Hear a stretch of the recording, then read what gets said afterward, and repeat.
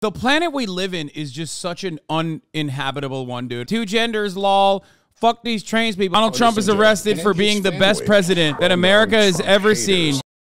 This seems like a miscarriage of justice. All right, let's watch. Donald Trump exposes the truth about Kim Jong-un, World War III. What's going on? It's Snoop, and I'm here to announce that the new Happy Dad and Death Row Records flavor is grape. Isn't it? Okay, I don't care about this shit. You gotta be 21 and over and We're in Nashville, 4 Seasons. We've got Secret Service everywhere right now. I'm nervous, man. Oh, I'm good. Just quiet right now. Need to have a couple Happy Dads before this one. Steiny Zap. Look at him. Guys pacing around. I'm a little nervous. Yeah. I mean, for this one, kind of. The other ones are like whatever. Yeah, I mean, this is kind of intense. Imagine we just butcher this. All the other reporters, they do this too. They just don't show it, right? Yeah. Tucker definitely. Tucker doesn't drink, but Sean Hannity definitely slams a few before. But we're gonna show it, you know? Because we're a lot more real, so. All right, guys, President Trump's about to walk in. Before he walks in, you guys know, every week on the Full Send podcast, we're shouting out bars that carry Happy Dad. So if you work at a bar, if you own a bar, tag us on Instagram at Happy Dad. We're always looking who's tagging us. We're gonna shout out some bars that carry Happy Dad. We got Encore Beach Club in Las Vegas. What a bar, dude. Again, they don't have the, oh, they're not going to cut you again. I hope not. They're not going to cut you again. They don't have the courage to do that. Dude, this guy was the president. Can I just explain something to you? He's meeting like Canadian bro podcasters and going on the fucking Full Send podcast, 4 million views in one day.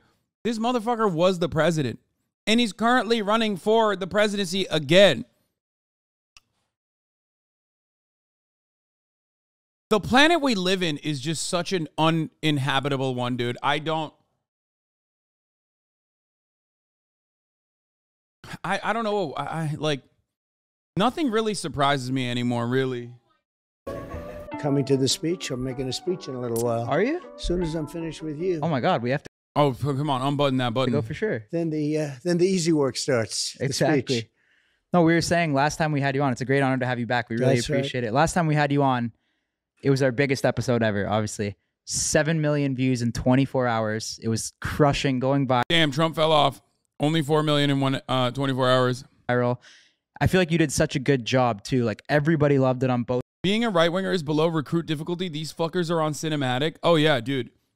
Like, you don't even need to be like ideologically consistent, or it doesn't even take too much. You just say like two genders, lol, fuck these trans people, and then like, if you have a large enough, a sizable audience, like they will literally be like, oh, do you want to get the president on the fucking podcast? Both sides, and then YouTube took it down. Yeah. But you called it. But you guys were great. You said, we will not change it. We're not going to amend it. We're not going to take anything out. And it did really hit. It was a big monster, wasn't it? Huge. And then we saw you at UFC. Obviously, we're good friends with Dana. We want to give a shout out to Dana for even. He's amazing, actually, isn't he? He's the best guy ever. We walked in and he said he's never seen anything like. He's the best guy ever, Dana White. Jesus Christ. Yeah, he's the best guy ever. Yeah, Love that was Dana a good White. walk-in. The place went crazy. It went Bro, Dana White's like closest people in his life don't think he's the best guy ever. And yes, I'm of course referencing his wife. Okay, like who the fuck thinks Dana is the best guy ever? Just the absolute worst people on the planet. Well, When you walk in like that, do you always expect like a response like that, or are you ever kind of nervous about what the response is going to not be? too nervous about it. You know, I feel that arena, we had 100% support, and they're incredible people, incredible fighters, great athletes. They're beyond athletes. No athlete can take punishment like that. You know, 250 shots to the face during a round, and then look forward to the second round, right? I mean, who does that? But Dana's amazing. And Dana's, you know, one of the few people that you can say probably. He's talking about Dana's wife, chat. 250 shots to the face in one round, and then looking forward to the second round. He's not talking about like talking about Dana White's wife. It could never be the same without him. Everybody's replaceable, they say. As you get older, you'll hear that. I don't think you guys are replaceable from what I understand. I don't think so. But Dana's very unique, and what he's done with UFC is incredible, actually. Yeah, for sure. How does it feel to have that continued support from Dana? Because we know some people probably folded on you. We have, well, I do. I have continued support from Dana. And, you know, Dana's a tough guy, and he's a smart guy, and he's a loyal person. And I helped Dana at the very beginning when nobody wanted to put UFC on, and I had places that were able to do it, and I did it. And I actually went to the first fight ever, and I said, "Wow, this is unbelievable." And I think we did five of them at the beginning, and then it started catching on. And Dana remembers that. A lot of people don't remember. Like you endorse a politician and they forget. Yeah. All of a sudden, if it's convenient for them. So, but a lot of people don't. Dana's a very loyal person, and he's a good friend of mine. But when we saw you at UFC too, Dana told us you were coming. We got really excited. And I asked you, I was like, Mr. Trump, do you want to come on the Full Send podcast again? I feel like it's such good timing right now. Like, I don't know, personally, me, I'm watching everything going on here and also abroad around the world. And I just feel like it's such a good time. Can this motherfucker even vote? Aren't they like Canadian? Aren't they literally all Canadian?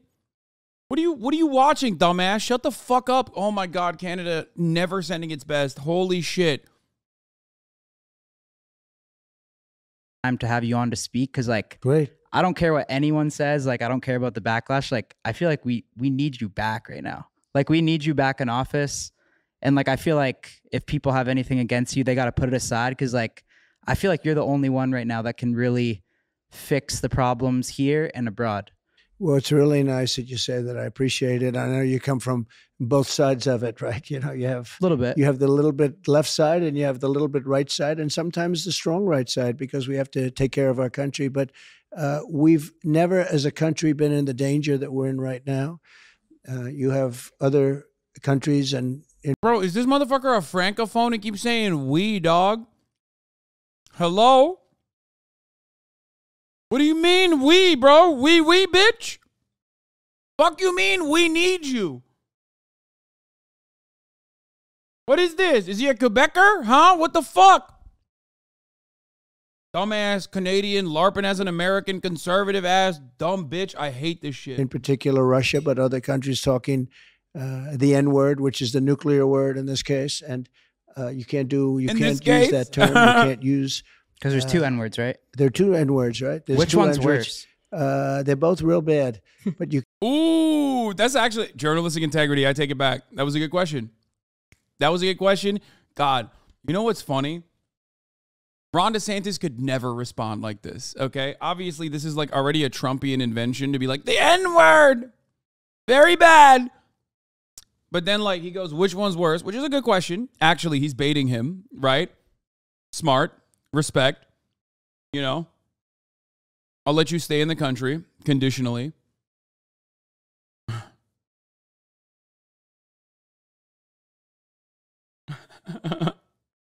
But his response is very quick. It's very fast. Like, they're both bad. You can't use the nuclear word. You just can't do it. And if you do it, nobody used it during my term because it's so devastating. It's so horrible. If you look at the power of weaponry, the power of nuclear weapons, and all of a sudden now everybody's using it. It's like become just a common part of every speech. And that leads to very bad things. Our country has never been in the danger it's been in. We don't have ammunition. I don't know if you know that. You've been reading. You guys really keep up with it, but we have very little ammunition. I gave them a brand new, beautiful military loaded up with ammunition, and we've given much of the ammunition away to Ukraine and other places. And we're very vulnerable right now. We're very vulnerable. And now on top of everything else, we're supposed to go over to Taiwan and help them. You know, at some point, we're going to have to defend ourselves, and we're going to have to make sure that things are going along. You never heard of a problem with Taiwan, and you never heard of a problem with Ukraine just 3 years ago. Mm-hmm. It's like incredible to see this happening. True. Putin would have never, ever in a million years gone into Ukraine. And President Xi of China would have never. Shut up, everybody. Nobody ever heard of Ukraine. No one even knew the country.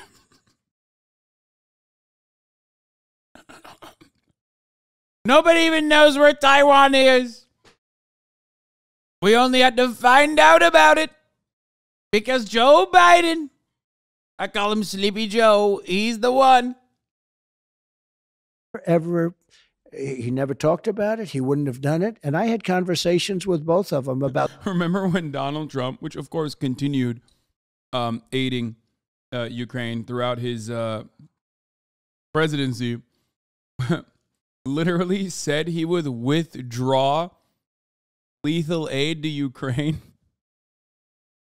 unless they found dirt about Joe Biden. I mean, he was impeached for it. So, like, yeah, I think people were talking about Ukraine. That did happen. You know, we forgot about it because, like, there's so much shit that has happened since then that it feels like it's just another footnote. You know what I mean? But yeah, he did do that. Literally did that. Those subjects, Taiwan and Ukraine, respectively. And I will tell you, there was no way they would have done Taiwan or Ukraine. This wouldn't have happened. And now it's almost happening routinely. I think they would have never done Taiwan. Dude, Trump is about to come out and be like, one China, two systems. One China. Believe me. Chinese Taipei.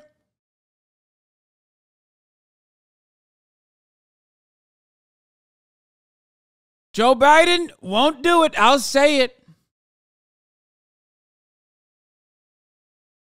Happened that was so bad was Afghanistan, not the withdrawal, because I had it down to 2,500 troops. We were going to keep Bagram, the big Air Force base, because it's, as you know, you've heard me say it. I do wonder what would have happened. Like, what would be the Ukraine situation under Donald Trump? I do think about that.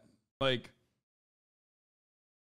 I feel like Trump would probably, I assume he would withhold aid, like Putin would give him a call. This isn't to be like, Trump is in the pocket of Pootie Poo or whatever. But like, he was way different in the way that he personally manages relationships with other countries that America considered their foreign adversaries. You know what I mean? So I suspect he would have taken a phone call and would have just probably been like, you know, enough about this NATO talk. Don't do it, Zelensky. I don't know. The Ukraine situation would be that there would be no Ukraine. Like, I don't think he would give away Ukraine in its entirety. You know what I mean? I don't think he would do that.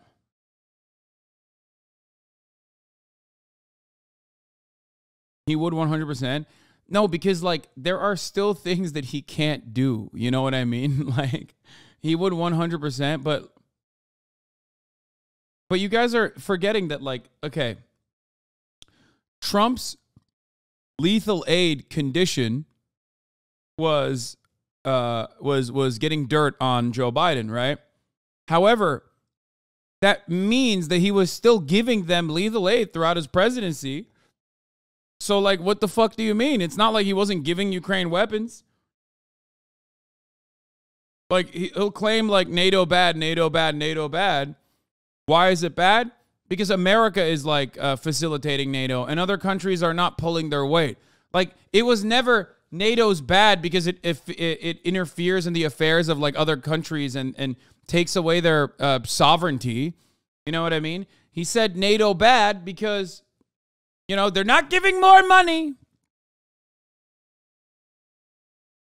Like, he sounded like a person who didn't fully understand what NATO was doing. You know what I mean? Like, he just, like, NATO is America. You know what I mean? Anyway, who knows? Who knows what would have happened, but let's continue. It's 1 hour away from where China makes its nuclear weapons. That's a big deal. No, that's a big deal. And I didn't need it. We didn't need it for. And we gave that up. We gave it up. We gave it up. We, like, surrendered.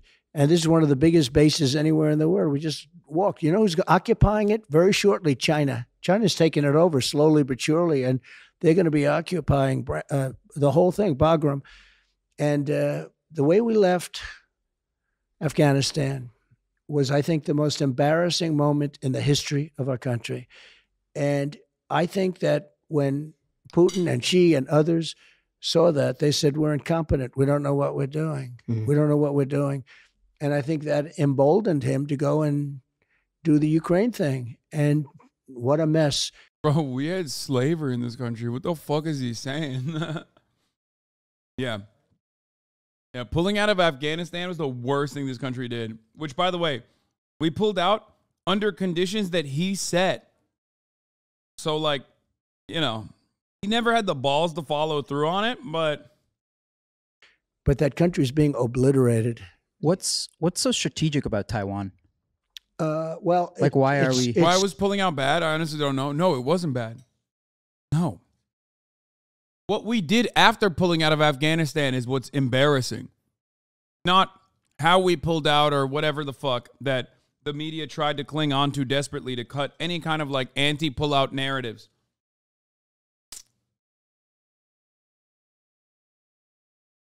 No matter which president was going to do it, it was going to be like Vietnam. But what we did afterwards was really fucked up. We seized all of their assets. We gave the entire government to the Taliban, which, by the way, Donald Trump negotiated that, for the record. Very odd that, like, our weird two-party politics structure does not allow for honesty in that regard. Because it's, like, not politically fashionable for Joe Biden to give props to Donald Trump or, like, continuing his fucking strategy. And vice versa. Donald Trump will weaponize the media, like, anti-pullout narratives to his advantage to bully Joe Biden. But, like, you know, the reality is that Donald Trump and his administration facilitated this Afghanistan withdrawal. They negotiated the terms of it, and Joe Brandon followed through on it. But now we're intentionally refusing to give Afghanistan any kind of aid whatsoever because, hey, listen, like, oh, it'll end up in the hands of the Taliban. It's like, bro, you made them the government. They are, whether you agree with them or not, and I certainly don't agree with their practices or the way that they fucking operate, the current functional government. Not only do we refuse to give them aid, okay, we've also, on top of that, taken their money and refused to give it back to them. That's when Taliban immediately seized it right after, right? No, Taliban didn't seize anything. America withdrew on the conditions that Taliban would take over. They were operating on prior negotiations. This is literally the same thing as Trump pushing through the vaccine until it was done in time for the election and then turned anti-vax.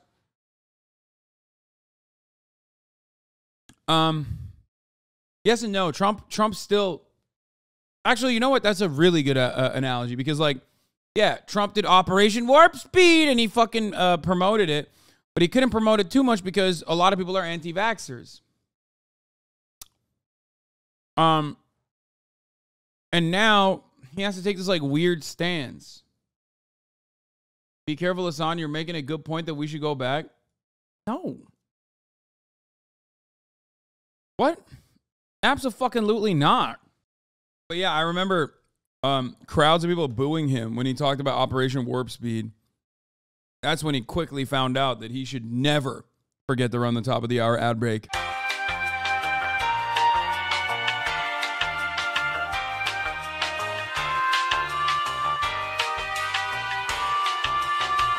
Along to the 90% of the chips, you know about chips better than most people. Yeah. You deal in chips. But 90% of the chips and the wait, why does he know about chips than most people? The toughest ones, the most intricate ones, they're made in. And you know, look, they took a lot of business away from us, in all fairness. I do ask. They make tremendous amounts of money in Taiwan. And I do say, well, if we're going to defend a country, aren't we supposed to like be at least partially reimbursed? Yeah. Because they did take our chip industry, much of it. It's so funny. It's such a funny thing to like demand that Taiwan give them money. Like, bro, the existence of Taiwan as a nation state is literally an American project. Okay, you might agree with it, you might disagree with it, but that is historical facts. Okay, Taiwan would not exist as a separate nation state if it wasn't for America siding with the losing side during the Maoist revolution in China. That's it. Like, America was like, no, we're just not going to side with the communists on this. We're not going to recognize the communist government, even though they won. And we're going to side with the fucking dudes that got owned and had to, like, run into a fucking island. We're going to say that that is the real Chinese government. Yes, until Nixon. Exactly. So the idea that, like, you could turn around and tell that country, like, you got to fucking give me money, like, what are you doing, is so stupid.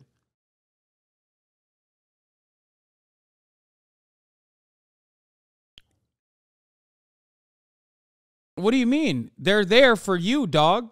What the fuck are you talking about? The elusive meme, they give it the 5, get the subs. Jamie, hey Jamie, they give it the 5, get the subs.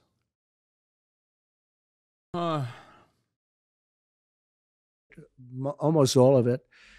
And they now are, they make approximately 90% of the world's chips. So that's a big thing, because you start throwing bombs in there and start blowing up those factories and labs where they make the chips. That's going to be a big world problem. There are a lot of problems, but you know, the United States cannot do everything.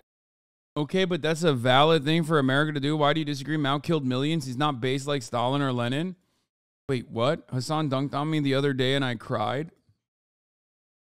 Okay, first of all, did you just fucking say leftistly that it was valid for America to side with the fucking nationalists?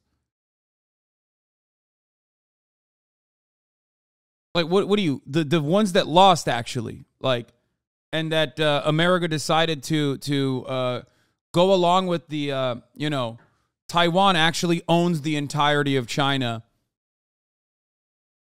narrative, specifically because it was like they were anti-communist. And this is an anti-Mao Stalinist. He's like, the Sino-Soviet split was bad, but only because Mao couldn't understand the vision. I've never heard someone, I've heard people be like pro-Mao and anti-Stalin. I've never actually seen someone be pro-Stalin but anti-Mao, like the other way around. Bro, why ban me? I'm a leftist. Your chat is so aggro. I mean, no one is banning you. I just think you're really funny. Mao was a fucking horrible leader, at least as god-awful Stalin was. He knew how to industrialize his nation properly. Listen.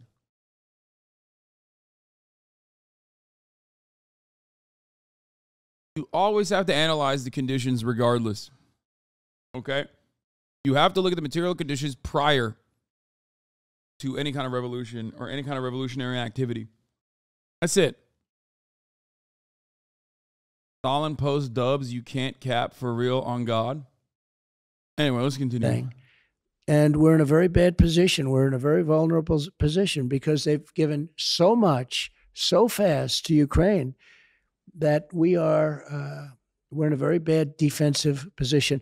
We have to build up our ammunition. Who would think that we were loaded to the gills with ammunition and everything, and we've given up so much.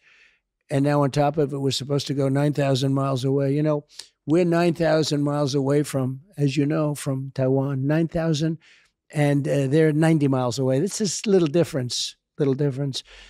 And with that being said, we want to help people out. We want to. Insofar as the KMT's existence within Taiwan, the nationalists are already widely unpopular and cling on to the only through the legacy they laid from the military occupation at the moment. Yes. This part is true. I mean, there is a want within Taiwan for independence, but the largest majority of Taiwanese people, if you're going to look at it, is just, you know, okay, there's a one China two systems policy in place. All right, here, let's continue. Freedom, but, you know, in many ways, we're no longer a democracy. When you look at what's happening in this, they've weaponized our justice system. Yeah, he's right. But of course, the irony is that he means Alvin Bragg is coming after him, and not like the Supreme Court basically allowing the criminalization of abortion to happen. They've done things that were unthinkable. I say we don't have a free press. Look what happened to our show the last time we did a show. Mm-hmm. You had the biggest show, you had the biggest hits, you were setting records, and they took you down. And we were wondering why us, because you have other stuff on YouTube, press, right? But you have you like Fox News interviews. I do. We feel like we were targeted for that. Well, I think they targeted because it was a certain point in time, but they'll probably do it again. Let's see. Will they take this show down? Maybe, then maybe. But I love that you stuck to your guns. You said we will not change it. I think you could have probably taken certain of the things that I said and that we said together out. But you stuck, so now we'll give it another shot. No, we couldn't. This will be a big show. This will be even bigger. This will be bigger. You know why? Because we're all hotter now than we were. No, man. No, it's not fucking auto-updating. No, the Windows alert sound that you hear is when the OBS literally goes, OBS reconnecting, and you end up hearing that. Okay, that's it. There's no Windows update. The Windows alert sound that you hear is my fucking computer telling me that OBS is like a failed connection. A year ago. Anyway. How much does it hurt to have people that do fold on you and switch up? Well, look, you do what you have to do. And I just feel that I'm here for a certain reason. I'm here to defend the United States of America. I'm here to make America great again. It's a slogan, MAGA. It's become there's probably never been a slogan like it politically in this country, definitely, maybe in the world, maybe in the history of the world, but it's make America great again. And we have to put America first. Another one that came out, America first. We never put America first. We have politicians that put America last. I think Biden puts America last. It's a real problem. What do you think? Because it seems like now that the country's more divided than it's ever been. So what would be steps to unify? I think Biden is a tremendous divisive factor. He's a divider. Yeah. Yeah. Yeah. No, he's a divider. It's, he came in the basis from his basement saying that, going to bring the country together. Or his people wrote lines, they're going to bring the country together. No, I think the country is more divided now than it's ever been. I've never seen anything like it. I thought Obama was a big divider too, but I think. Yeah, bro, the country is more divided than it's ever been because, like, I don't know, there's a dude who fucking put a bunch of Supreme Court justices, appointed a bunch of Supreme Court justices with the express purpose of, like, criminalizing abortion, which the country is completely united on, by the way. You know what I mean? The country is completely united on protecting abortions, okay? Protecting a woman's right to get an abortion. But unfortunately, Donald Trump appointed Supreme Court justices and also federal judges as well have eviscerated those rights, regardless of what the fucking country wants. And that's pretty much it. That's where the divide is. It's the divide between those who have power and those who are just like regular old, voting citizens. I think this is worse. Do you think that you could unify the country? I think I can. So I tell this story when we were really rocking and rolling before COVID came in, the China virus, a gift from China. We were doing so well. We had the number one in history number of jobs. To this date, we've never had anything like it. Everybody was doing well. African Americans, Hispanic Americans, Asian Americans, women, men, MIT graduates, Harvard graduates, Wharton graduates, people that didn't go to high school. Everybody, every single group was doing better than they've ever done. And the country was doing the best. It was the greatest our country has ever been. China was going to supposedly for 20 years, they were going to take over. In 2018, 2019, China would become the number one country with the economy. It wasn't happening. I was absolutely destroying them. I was charging China massive tariffs. We were taking in hundreds of billions of dollars from China. No president took in 10 cents, and I was taking in hundreds of billions of dollars. And an amazing thing happened. I was getting calls from people that were radical left or Democrats, but Democrats with a strong lean to the left. And they wanted to get together. They wanted to talk. They were coming. I'm telling you, had COVID not come in, we would have had a unified country. I was getting calls from people that wanted to meet, wanted to talk, wanted to almost make peace because we were doing so well. It was success. Success was bringing us together. And I was never a strong believer that this would happen. But the success of our country did the best it ever did in history. I mean, far better than it does now. Now we have massive inflation. We have tremendous problems. I mean, supply chain problem. We have every problem you can have. Everything was perfect. We had the perfect mix of everything. And I was getting calls from people that I would never have gotten calls from.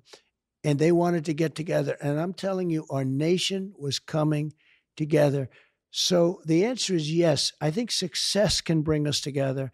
And I think we can have success. We have to have energy.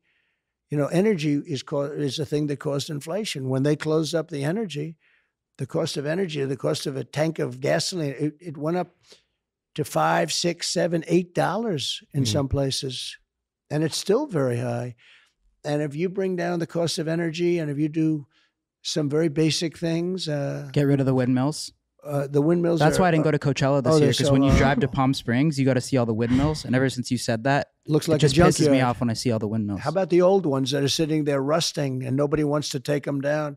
And they say you can't put the blades underground because it would be very bad. It's a type of fiber, and you can't bury it because it'll be bad for the environment if you bury it. So what are you going to do with it? Throw it up in the air? You look at certain areas around Coachella. You look at some of those areas where you have those abandoned wind farms. They look like junkyards.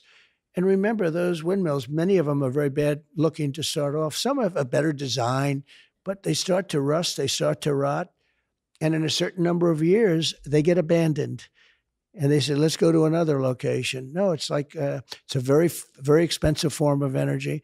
And solar is not powerful Very enough. bad. If you look at solar, but it's just not big enough. And here we're sitting on the greatest amount of liquid gold, oil and gas. It's so weird that, like,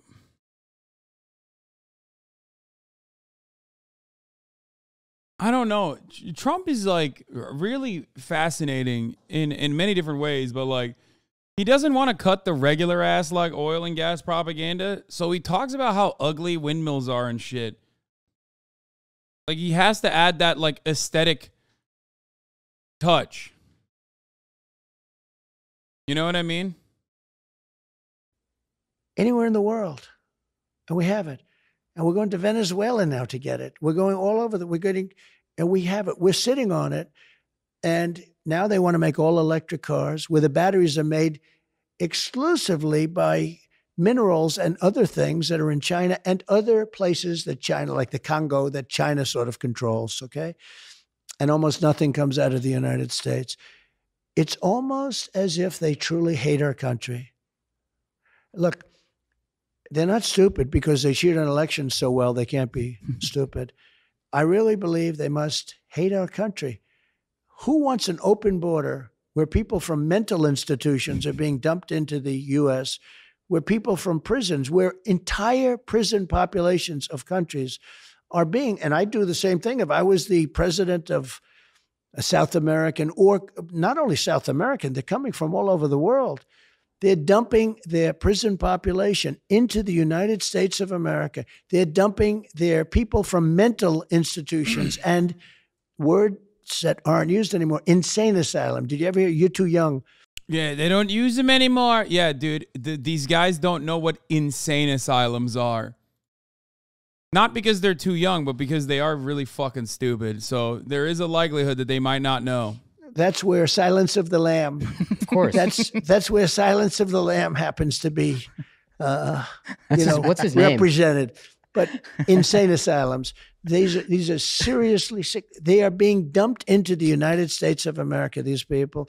There was an article I read not so long ago about a man who worked in a mental institution in South America.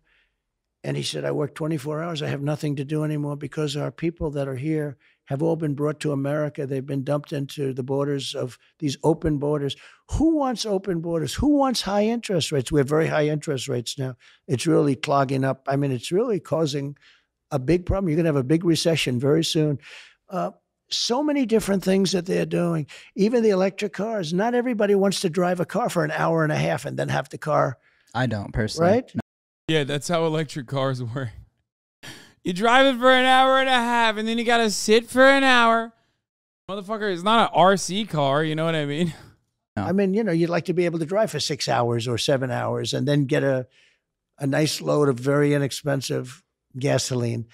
So it's very sad what's happening in our country. But the biggest thing that's happening in this... Yeah, unless it's an old Tesla and you're fucking stuck in goddamn Texas. Scariest thing that's happening is that we've never been in a position where we're more vulnerable because of the incredible power of weaponry. And other countries have these weapons. That's what I wanted to ask you about, because I've been watching a lot of stuff now. And to me, I feel like people are not realizing, like, how close are we to like a World War III type scenario? One madman away. And there's a lot of them. When I was young. And he's like, I'm the madman to do it. I had an uncle who was a very brilliant man. MIT. He was a professor at MIT. Yeah. And I believe he was the longest serving professor in the history of MIT. He was there for almost 40 years. Dr. John Trump. And he would tell me about the power of nuclear, and I sort of wouldn't believe it. And he was right. The power is so massive. It's so incredibly powerful. But everybody said, because of this power, nobody will use it, because they're assuming that people are sane. Somebody will use it.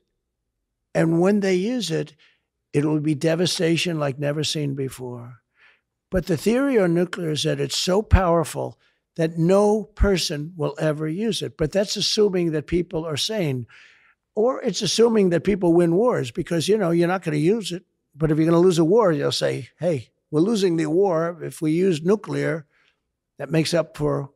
Let's get back to this fucking a lot of loss. That's what will happen, because... And I know a lot of them, they would use it. If forced, they would use it.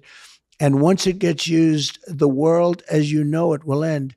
And when I see these people talking about global warming, where the ocean will rise by 1/100th of an inch over the next 350 years, where... Finally, we got some real Americans on this goddamn platform, dude.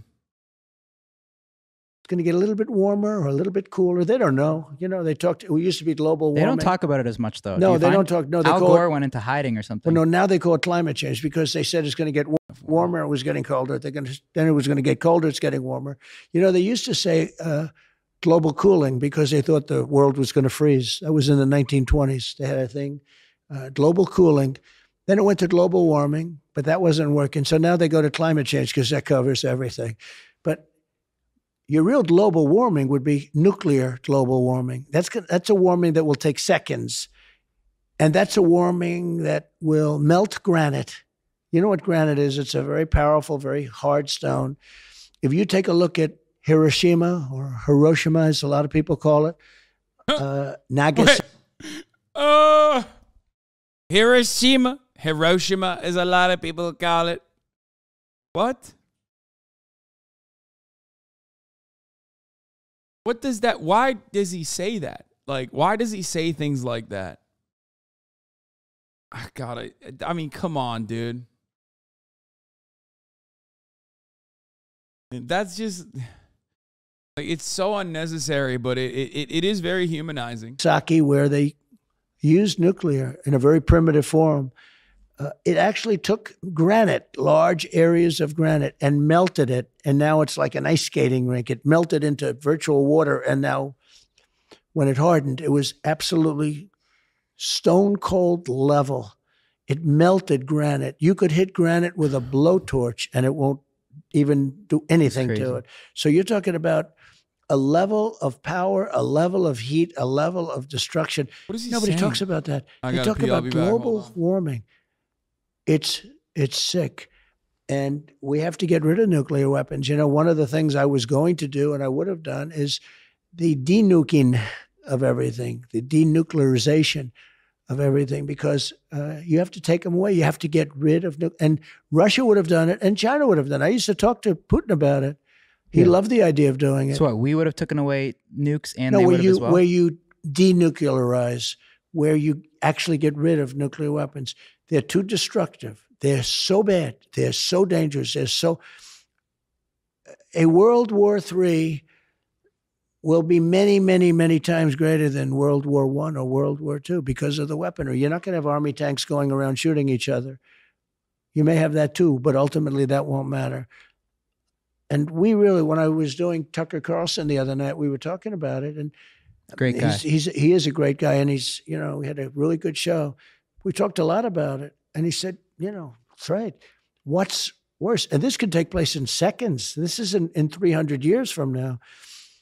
And the radical left never likes talking about it, and they should talk about it. And other countries know exactly what I'm talking about, and they would get rid of a lot of their nuclear weapons or their nuclear weapons. You have to do it. It's a level of danger that the world has never seen before. And people... I think it's pretty funny. None of you have actual opinions. You just KW. True.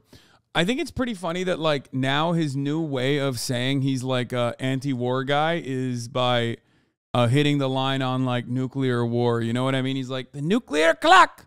Someone should teach him about that.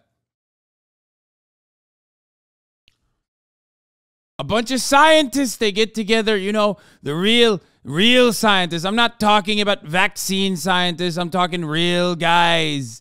They wear the glasses. They put the lab coats on, and they get together. There's a doomsday clock, like Dr. Doom. They call it doomsday clock. I call it boomsday clock, and it's ticking.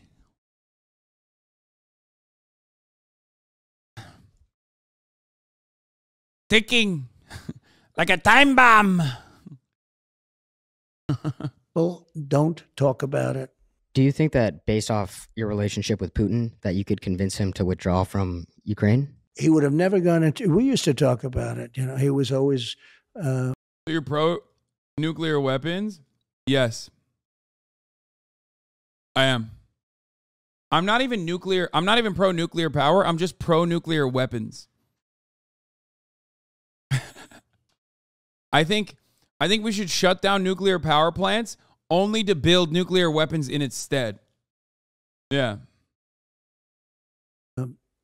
Look, he's in love with Ukraine. He considers it a part of Mother Russia. James Chatter has never heard the HasanAbi doctrine. But there's zero chance he would have. I told him, not going to happen. It's not going to happen. Don't forget, I'm the one that said you can't have a pipeline. And he was okay with that. And then Biden came in and approved the pipeline. It's called Nord Stream 2. You never heard of Nord Stream 2 until I came along. Building a pipeline to Germany and all of Europe. And I said to Germany, why would you do this? If you ever ended up in a war with Russia, I will hereby give you the great white flag of surrender because that's what you need. You're going to surrender. They're going to do 80% of their... Swear to genetically, God. He was born pretty smart. Don't forget, he took over a country at 23. And even though he was sort of like, it was like an inheritance, this is a country with smart, energetic people. He, from a very early start, got it. He took it over from his father, but very young. And you had generals and you had all of these people and action coming up. They go after me because I stick up for the people. If I didn't stick up for the people, they wouldn't.